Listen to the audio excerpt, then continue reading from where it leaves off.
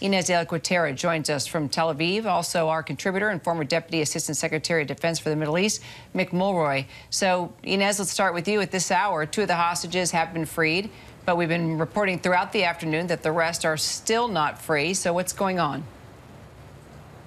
Hey, guys. Yeah, so we know that 2 Israeli-Russian dual nationals have now been released. They are now on Israeli territory, and in fact, they are receiving medical attention, according to the IDF. So these are, again, 2 dual Russian-Israeli nationals, 2 women who have been released. Hamas says they have been released as a favor to the Russian President, Vladimir Putin. We are also awaiting the release of what we're expecting to be 10 other Israeli hostages, the Israeli side is saying they are certain that's going to happen. It hasn't happened yet. It could come at any moment. Unclear what the delay is there. But 10 additional hostages are expected to be released tonight.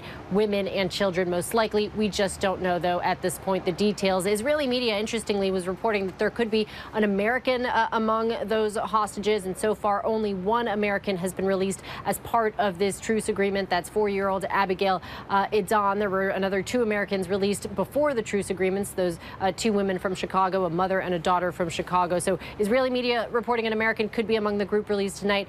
We'll have to wait and see, but certainly that would be welcome news. The U.S. has certainly been pushing for that. The White House saying earlier this week that there are still 9 Americans being held in Gaza.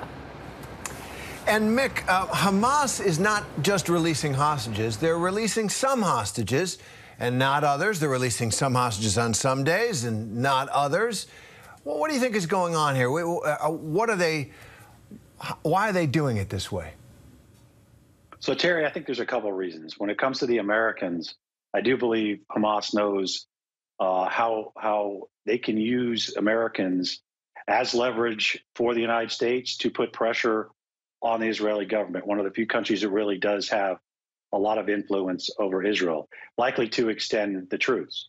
So it's unfortunate, but I think there's a concern that Americans will be, maybe some will be released, but not all will be released until the absolute end.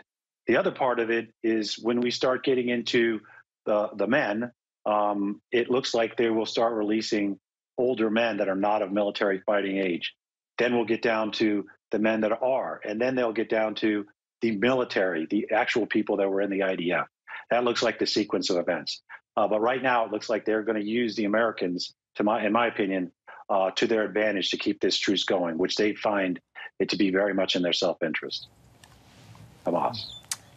So, Inez, 180 Palestinian prisoners have been released from Israeli jails now and are free in the West Bank. You were there in Ramallah yesterday. What did you learn about them? Yeah, so 180 Palestinian prisoners have now been freed as part of this agreement. We were there in Ramallah yesterday as we saw the bus arriving, carrying some of those prisoners, and it was a scene of total celebration. People were singing and waving flags and setting off fireworks even, and they ran over to the bus as it was arriving, and prisoners descending from that bus were really being hailed as heroes.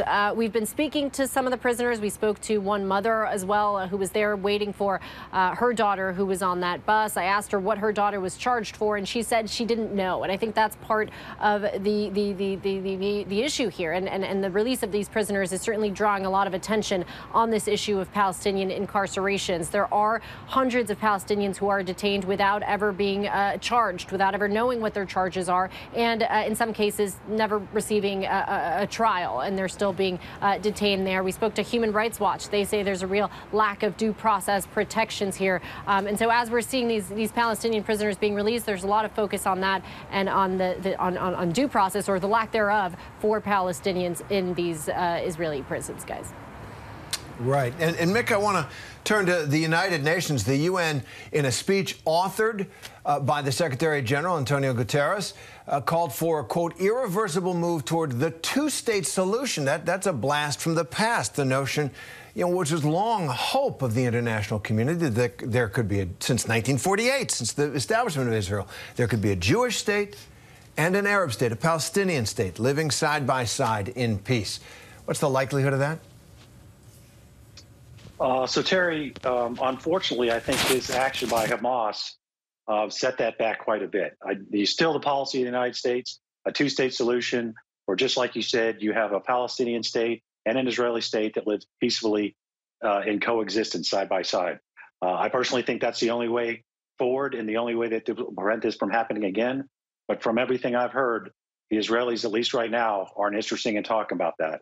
That doesn't matter what side of the political spectrum you're talking to over there, because of this October 7th attack, and because they are, quite frankly, far from destroying Hamas, those conversations likely won't happen until they feel the end of combat operations is time.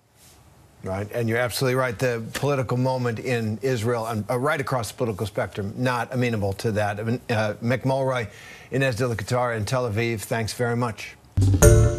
Hi, everyone. George Stephanopoulos here. Thanks for checking out the ABC News YouTube channel. If you'd like to get more videos, show highlights, and watch live event coverage, click on the right over here to subscribe to our channel. And don't forget to download the ABC News app for breaking news alerts. Thanks for watching.